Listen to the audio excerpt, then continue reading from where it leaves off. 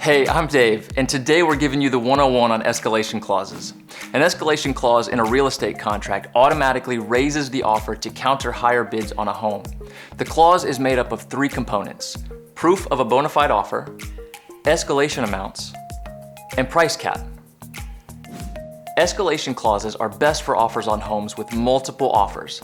It's best to use this tactic with the support of a real estate agent who has experience with this type of contract clause. Escalation clauses only make sense when there's a lot of interest in a property.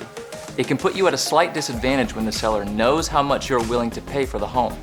Also, price is not the only motivating factor for sellers. They may prioritize a fast closing or the option to sell the home without repairs over getting top dollar for their listing. Try to understand the seller's motivations before offering an escalation clause. Stay in touch with us as you shop. We can provide a property-specific pre-approval that takes your escalation clause into consideration. Learn more about this topic by visiting our blog post. Find the link in the video description below. And don't forget to hit that subscribe button. We publish new mortgage education videos each week to empower our future homeowners.